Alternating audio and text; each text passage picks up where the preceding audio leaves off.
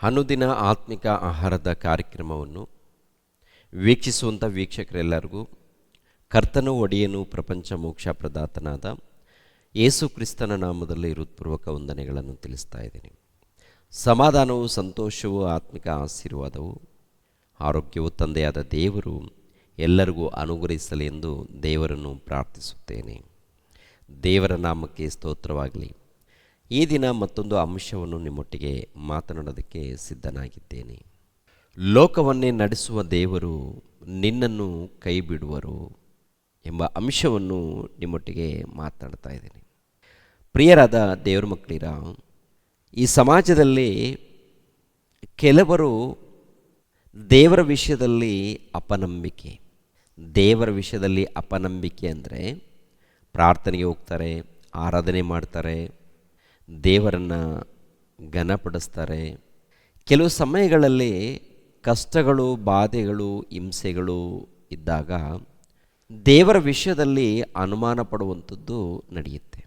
ದೇವರ ವಿಷಯದಲ್ಲಿ ಅನುಮಾನ, ದೇವರು ಯಾಕೆ ನಮ್ಮನ್ನು ಕೈ ಬಿಟ್ಟಿದ್ದಾರೆ, ಯಾಕೆ ನಾವು ಏನೇ ಕೆಲಸ ಮಾಡಿದ್ರೂ ಕೂಡ ಸಕ್ಸಸ್ ಆಗ್ತಾ ಇಲ್ಲಲ್ಲ, ನಮ್ಗೆ ಯಾಕೆ ಈ ಥರ ನಡೀತಾ ಇದೆ, ಆರೋಗ್ಯ ವಿಷಯದಲ್ಲಿ, ಕೆಲಸದ ವಿಷಯದಲ್ಲಿ, ಪ್ರತಿಯೊಂದು ವಿಷಯದಲ್ಲಿ ನಮಗೆ ತೊಂದರೆಗಳಿದೆ, ಬಾಧೆ ಇದೆ, ನೋವಿದೆ ಅಂಥೇಳಿ ಕೆಲವರು ಬಾಧೆ ಪಡ್ತಾ ಇರ್ತಾರೆ.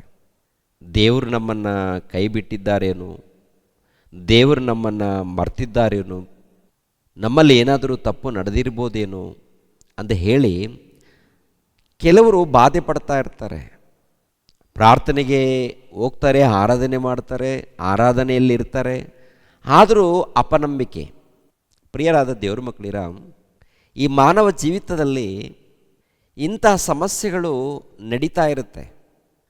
ಆ ಸಮಯದಲ್ಲಿ ನಾವು ದೇವರನ್ನು ಅನುಮಾನದಿಂದ ನೋಡುವಂಥದ್ದು ಅವಶ್ಯಕತೆ ಇಲ್ಲ. ಯಾಕೆಂದರೆ ದೇವರಿದ್ದಾರೆ, ದೇವರ ಮೂಲಕ ಜಗತ್ತು ಉಂಟಾಗಿದೆ, ದೇವರು ಜಗತ್ತಿನಲ್ಲಿರುವಂಥ ಸರ್ವ ಜೀವರಾಶಿಗಳಿಗೆ ಬೇಕಾದಂಥ ಆಹಾರವನ್ನು ಕೊಟ್ಟು ನಡೆಸ್ತಾ ಇದ್ದಾರೆ. ಅದೇ ಪ್ರಕಾರ ಲೋಕದಲ್ಲಿ ಎಲ್ಲರನ್ನೂ ಅವರೇ ಕಾಪಾಡ್ತಾ ಇದ್ದಾರೆ.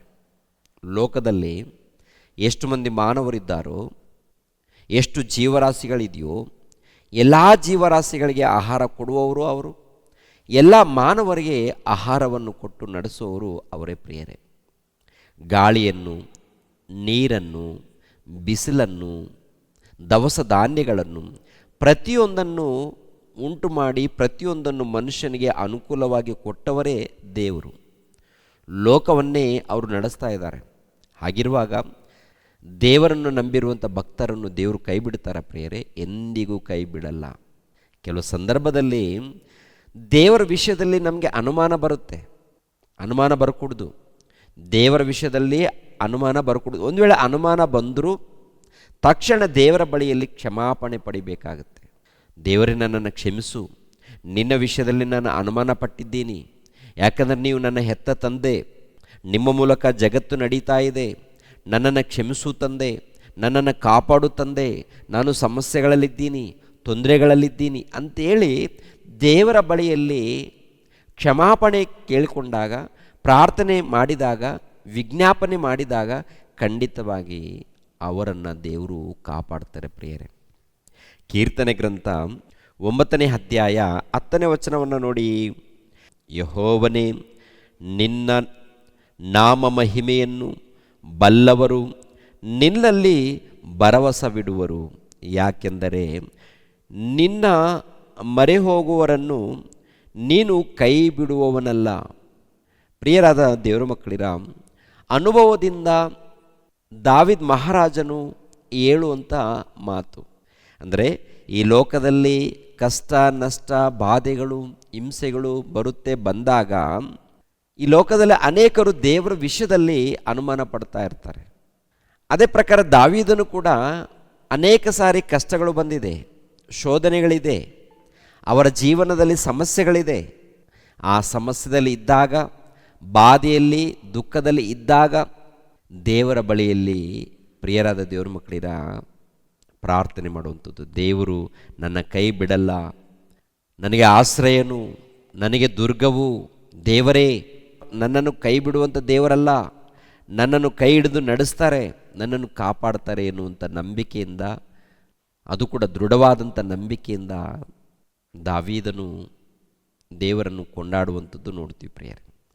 ನಮ್ಮ ಜೀವನದಲ್ಲಿ ಯಾವುದೊಂದು ಸಮಸ್ಯೆ ಇರುತ್ತೆ, ಯಾವುದೋ ಒಂದು ಬಾಧೆ ಇರುತ್ತೆ, ಯಾವುದೋ ಒಂದು ತೊಂದರೆಗಳಿರುತ್ತೆ, ಇದ್ದಾಗ ಸೀದಾ ದೇವರ ವಿಷಯದಲ್ಲೇ ಅನುಮಾನ ಪಡ್ತಾ ಇರ್ತೀವಿ, ದೇವರ ವಿಷಯದಲ್ಲಿ ನೊಂದುಕೊಳ್ತಾ ಇರ್ತೀವಿ.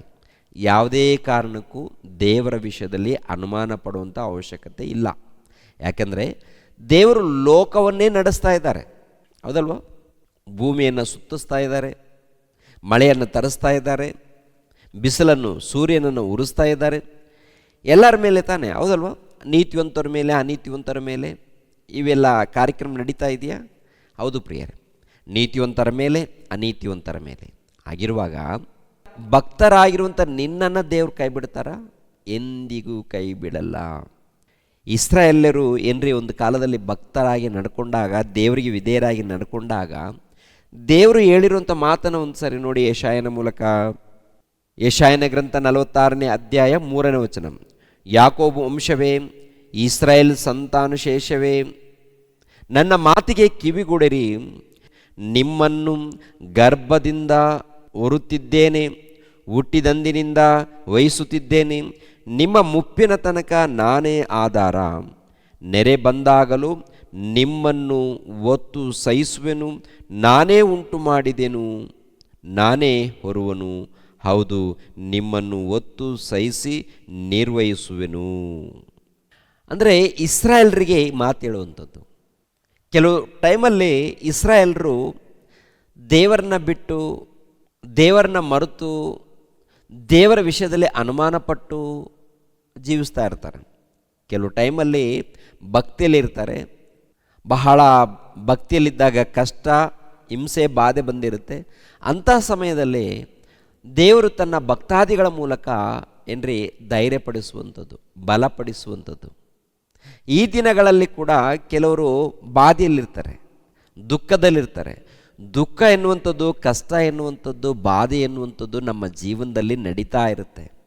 ಹಾಗಂತ ಹೇಳಿ ಸೃಷ್ಟಿ ಮಾಡಿರುವಂಥ ಸೃಷ್ಟಿಕರ್ತನ ವಿಷಯದಲ್ಲಿ ಅನುಮಾನ ಪಡುವಂಥದ್ದು ಸರಿನಾ? ಎಂದಿಗೂ ಆಗಬಾರ್ದು ಪ್ರಿಯರೇ. ದೇವರ ವಿಷಯದಲ್ಲಿ ಅನುಮಾನ ಪಡಲೇಬಾರ್ದು. ಆತನ ಮೂಲಕ ಲೋಕ, ಆತನ ಮೂಲಕ ಸರ್ವ ಜೀವರಾಶಿಗಳು, ಆತನ ಮೂಲಕ ಲೋಕದಲ್ಲಿದ್ದಂಥ ಎಲ್ಲ ಮಾನವರು ಜೀವಿಸ್ತಾ ಇದ್ದಾರೆ. ದೇವ್ರು ನಡೆಸ್ತಾ ಇದ್ದಾನೆ, ದೇವ್ರು ಕಾಪಾಡ್ತಾ ಇದ್ದಾನೆ. ಅದೇ ಪ್ರಕಾರ ದೇವರನ್ನು ನಂಬಿರುವಂಥ ಭಕ್ತರನ್ನು ಎಂದಿಗೂ ಕೈ ಬಿಡಲ್ಲ, ಎಂದಿಗೂ ಕೈ ಬಿಡಲ್ಲ. ಕೈ ಬಿಡುವಂಥ ದೇವರೂ ಅಲ್ಲ. ನೀನು ವಿಧೇಯನಾಗಿ ಭಕ್ತಿಯಿಂದ ಯಥಾರ್ಥನಾಗಿ ನಡ್ಕೊಂಡಾಗ ಪ್ರಿಯರೇ, ದೇವರಲ್ಲಿ ಕಾಪಾಡ್ತಾರೆ, ನಡೆಸ್ತಾರೆ. ಒಂದು ವೇಳೆ ದೇವರ ಮಾರ್ಗದಲ್ಲಿ ಸತ್ತೋದ್ರೆ ನಿತ್ಯ ಜೀವವನ್ನು ಕೊಡ್ತಾರೆ ಪರಲೋಕದಲ್ಲಿ. ಅದು ಶಾಶ್ವತವಾದಂಥದ್ದು. ಅಂಥ ಶಾಶ್ವತವಾದಂಥ ಜೀವಿತವನ್ನು ನಾವು ಪಡಿಬೇಕಾದ್ರೆ ಈ ಲೋಕದಲ್ಲಿ ಭಕ್ತರಾಗಿ, ನೀತಿವಂತರಾಗಿ ಜೀವಿಸೋಣ, ದೇವ್ರಿಗೋಸ್ಕರ ಜೀವಿಸೋಣ, ದೇವರ ಪ್ರೀತಿಯನ್ನು ಅರ್ಥ ಮಾಡಿಕೊಂಡು ಇನ್ನೊಬ್ಬರಿಗೆ ಸಾರೋಣ ಪ್ರಿಯರೇ. ದೇವರು ನಿಮ್ಮನ್ನು ನನ್ನನ್ನು ಆಶೀರ್ವದಿಸಲಿ. ಎಲ್ಲರೂ ತಲೆಬಾಗಿಸಿರಿ, ಪ್ರಾರ್ಥನೆ ಮಾಡೋಣ. ನಮ್ಮನ್ನು ಬಹಳವಾಗಿ ಪ್ರೀತಿಸುವಂಥ ಪ್ರಿಯ ಪರಲೋಕದಲ್ಲಿದ್ದಂಥ ನಮ್ಮ ತಂದೆಯಾದ ದೇವರೇ, ನಿಮಗೆ ಸ್ತೋತ್ರಗಳು ತಂದೆ. ನಮ್ಮನ್ನು ಉಂಟು ಮಾಡಿದ್ದೀರಾ, ನಮಗೇನೇನು ಬೇಕೋ ಎಲ್ಲವನ್ನು ಈ ಪ್ರಕೃತಿಯಲ್ಲಿ ನಿರ್ಮಿಸಿದ್ದೀರ ತಂದೆ, ಅದಕ್ಕಾಗಿ ನಿಮಗೆ ಸ್ತೋತ್ರಗಳು. ಅದೇ ರೀತಿಯಲ್ಲಿ ನಾವು ಒಂದು ಕಾಲದಲ್ಲಿ ಪಾಪದ ವ್ಯಾಮೋಹದಲ್ಲಿ ಬಿದ್ದಿರುವಾಗ, ಲೋಕದ ರೀತಿಯಲ್ಲಿ ಜೀವಿಸುವಾಗ ತಂದೆ, ನಿಮ್ಮ ಪ್ರಿಯ ಕುಮಾರನನ್ನು ಈ ಲೋಕಕ್ಕೆ ಕಳಿಸಿಕೊಟ್ಟು ರಕ್ಷಣೆ ಮಾರ್ಗವನ್ನು ಕಲ್ಪಿಸಿಕೊಟ್ಟಿದ್ದೀರಾ, ನಮ್ಮನ್ನು ಸೇರಿಸ್ಕೊಂಡಿದ್ದೀರ ತಂದೆ. ಅದಕ್ಕಾಗಿ ನಿಮಗೆ ಸ್ತೋತ್ರಗಳು ತಂದೆ. ಯಾವಾಗಲೂ ನಿಮ್ಮ ಧ್ಯಾನದಲ್ಲಿ ಇರುವಂತೆ, ನಿಮ್ಮ ಸೇವೆಯಲ್ಲಿ ಇರುವಂತೆ, ನಿಮ್ಮ ಸಹವಾಸದಲ್ಲಿ ಜೀವಿಸುವಂತೆ ನಮಗೆ ಸಹಾಯ ಮಾಡಿ. ನೇರ ಪ್ರಸಾರವನ್ನು ವೀಕ್ಷಿಸಿರುವಂಥ ಎಲ್ಲ ಮಕ್ಕಳನ್ನು ಆಶೀರ್ವದಿಸಿ. ಪ್ರತಿ ಕುಟುಂಬಕ್ಕೆ ನೆಮ್ಮದಿ, ಶಾಂತಿ, ಸಮಾಧಾನ, ಆರೋಗ್ಯವನ್ನು ದಯಪಾಲಿಸಿ. ಯೇಸು ಪವಿತ್ರ ನಾಮದಲ್ಲಿ ಪ್ರಾರ್ಥಿಸಿ ಬೇಡಿ ಹೊಂದಿದ್ದೇವಪ್ಪ ತಂದೆಯೇ, ಆಮೇನ್. ಎಲ್ಲರಿಗೂ ವಂದನೆಗಳು.